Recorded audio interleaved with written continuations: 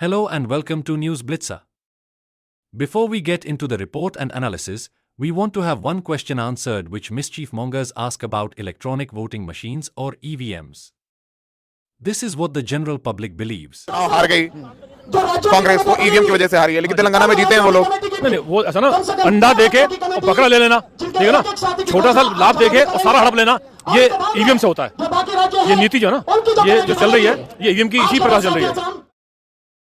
As the man says, if you look at state election results in the recent past and consider the political climate on the ground which does not favor the ruling regime, a pattern of selective manipulation is observed. Manipulation is taking place in states where a loss for BJP will decimate BJP politically, and in states that are cash-rich. To fool the people, a few states are spared from manipulation to provide cover for large-scale electoral manipulation, and the ones that matter are manipulated. Congress party has already rejected the Haryana Assembly results. Now, more and more reports are coming in about malpractices in individual constituencies.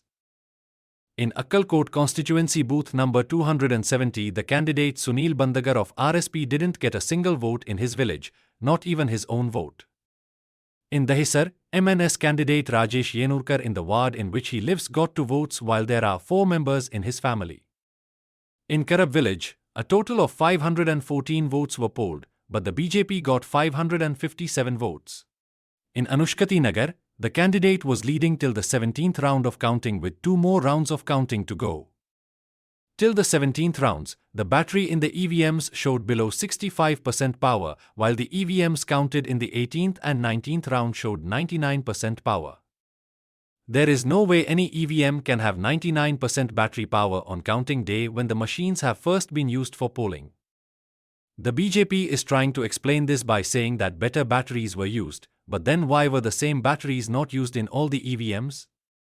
Further, it is a statistical fact based on historical election data that every Lok Sabha seat counts for approximately 6 assembly seats. Taking into account the correlation between MPs and MLAs per Lok Sabha constituency, this translates into 180 seats for MVA and 102 seats for Mahayuthi. The Mahayuthi getting 232 seats is even bigger in scale than the results of the manufactured Modi wave in 2014 and 2019. For instance, just 4 months ago, in the Lok Sabha elections, BJP got 9 MPs, but got 132 MLAs in the assembly elections with the same vote share. Similarly, Shiv Sena Shinde got 7 MPs but got 57 MLAs in assembly elections with similar vote shares. Likewise, NCP Sharad Pawar got 9 MPs in Lok Sabha but got only 10 assembly seats with the same vote share. Finally, NCP Ajit Pawar got 1 MP in Lok Sabha but got 41 MLAs in assembly elections with 3 times the vote share. These 2 sets of data about seats won and the vote percentages of Mahayuthi raise enormous suspicions of electoral fraud for good reason. It's been just 4 months since Lok Sabha elections were held in which the Mahayuthi lost badly. The Mahayuthi government is facing severe incumbency and also public ire over breaking up of Shiv Sena and NCP by BJP. In the 4 months between the Lok Sabha and Assembly elections, there is nothing any political party in the world could do to turn the people in a state to vote just opposite to how they voted 4 months ago. The only time this has happened in India is in 1977 after the emergency and in 1984 after Indira Gandhi's assassination and are well understood. Maharashtra has neither had emergency imposed by the opposition nor has any leading light of the Mahayuthi been assassinated to gain mass public sympathy. Rather, the going-ons are a significant sign of fraud in counting. India's top sphologist Yogesh Yadav, who was the only one who called the Lok Sabha 2024 results correctly, while writing in the Indian Express says that despite all the shenanigans of the government including the Ladli Bihan money distribution, even if the MVA did not do its job up to the mark, the vote percentage rate increase could not have been more than 2 or 3 percentage points. But for it to increase by 14 points indicates that a X factor was at work. No one believes the results to be normal by AN standards. Electoral scientist and academician Dr. Pyarelal Garg, on the other hand, identified massive discrepancies between votes polled and votes counted in over 100 seats. Moreover, he says at 5:30 p.m. on counting day when all counting was complete, the total votes counted showed 58% of the 65.02% votes cast during polling. But at 11:30 p.m. the Election Commission updated the figures to 65.02%, an increase of close to 8%. Dr. Garg asks two questions. One is, how did the votes counted jump by 8% after a gap of 6 hours? This has happened before in Lok Sabha polls, and to date the ECI has not given a convincing answer.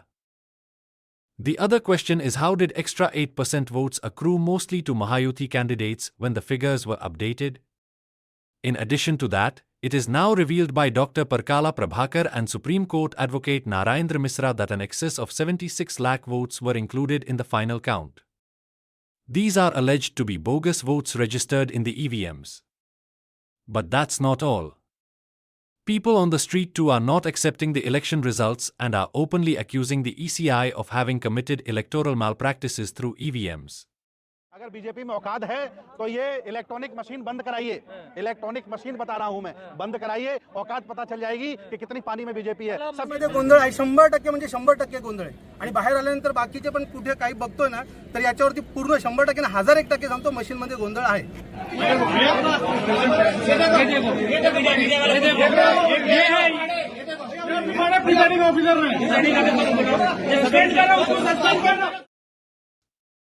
Importantly, it's not just people on the street and those analyzing the data who have concluded that this is possibly the biggest electoral fraud played in one single state in the history of India.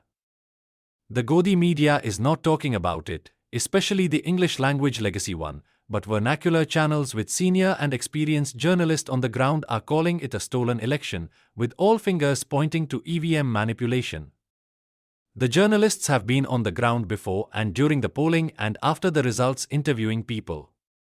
Their unanimous conclusion about the shocking elections is of large-scale electoral fraud. This time around though, it does not seem that the fraud is likely to go unchallenged with vehemence. The MVA is working on two moves to expose the alleged electoral fraud. One is a nationwide movement by India Alliance against the use of EVM, which will be a long-drawn affair. The second move, on the other hand, is imminent and directly concerns addressing the fraud in Maharashtra. MVA candidates have decided have EVMs in their constituencies matched with VVPAT. Currently the ECI rules allow only 5% VVPAT recount, while 5% of all the EVMs used in each constituency amounts to recount of 18 EVMs per constituency. Each recount costs candidates over Rs 40,000 each, which the respective parties are reportedly willing to pay to get to the bottom of the matter. News Launcher reports that even this is allegedly being disallowed by the Election Commission. Now, why would the EC not want to do a recount if it is confident that EVM manipulation has not taken place? In this regard, Shiv Sena leader Sanjay Raut is justified when he blames former CJI Chandrachud for aiding voter fraud and electoral malpractices. When the matter about EVMs came before his court just before Lok Sabha elections, instead of dealing with this critical matter central to Indian democracy like he dealt with the electoral bonds, he went on leave and handed over the case to a judge who dismissed all litigations concerning EVM, saying the machines can't be tampered with.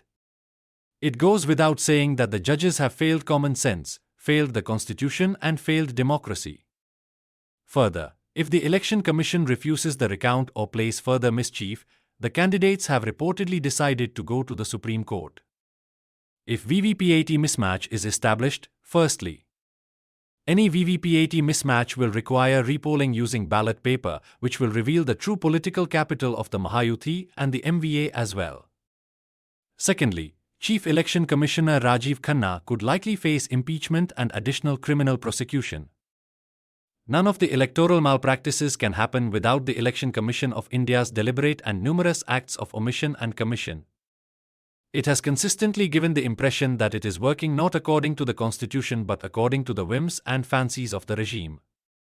Apart from the efforts of MVA, since the courts and the Election Commission have so far failed to listen to the people about their distrust in EVMs and have thus jeopardized democracy in which fair elections are central, a burgeoning people's movement against the election results is building up in Maharashtra.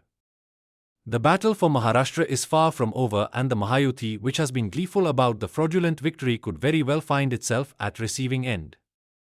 The days ahead will reveal how what appears to be the largest electoral fraud in India will unfold, but do let us know your thoughts on the issue in the comments box below. Thank you for watching this video, and if you have not already done so, do subscribe to this channel for cutting-edge news reports and analysis. Thank you once again.